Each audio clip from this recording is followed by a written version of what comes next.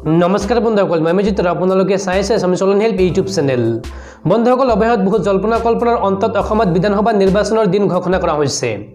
আজি ভাৰতীয় নিৰ্বাচন আয়োগে ঘোষণা কৰিছে বিধানসভা নিৰ্বাচনৰ দিন। অসমত তিনিটা পৰ্যায়ত অনুষ্ঠিত হ'ব বিধানসভা নিৰ্বাচন। কেতিয়া এই বিধানসভা নিৰ্বাচন অনুষ্ঠিত হ'ব, আজি মই আপোনালোকক এইটো ভিডিঅ'টো সবিশেষ জনাই দিম। খুবেই এটা গুৰুত্বপূৰ্ণ ভিডিঅ', আপোনালোকে ভিডিঅ'টো শেষলৈকে চাই থাকিব।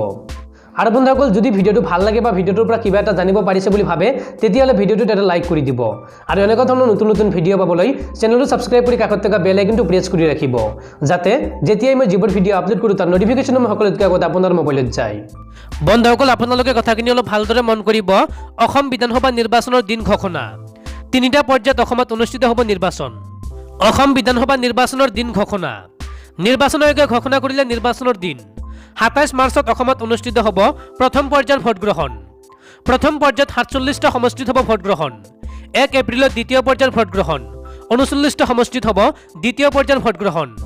তৃতীয় পৰ্যায়ৰ ভোটগ্ৰহণ অনুষ্ঠিত হ'ব ৬ এপ্ৰিলত। তৃতীয় পৰ্যায়ত ৪০টা সমষ্টিত হ'ব ভোটগ্ৰহণ আৰু ২ মে'ত হ'ব ভোটগণনা। বন্ধুসকল, আপোনালোকে নিশ্চয়তে বুজি পাইছে, অসম বিধানসভা নিৰ্বাচনৰ দিন ঘোষণা কৰিছে ভাৰতীয় নিৰ্বাচন আয়োগে।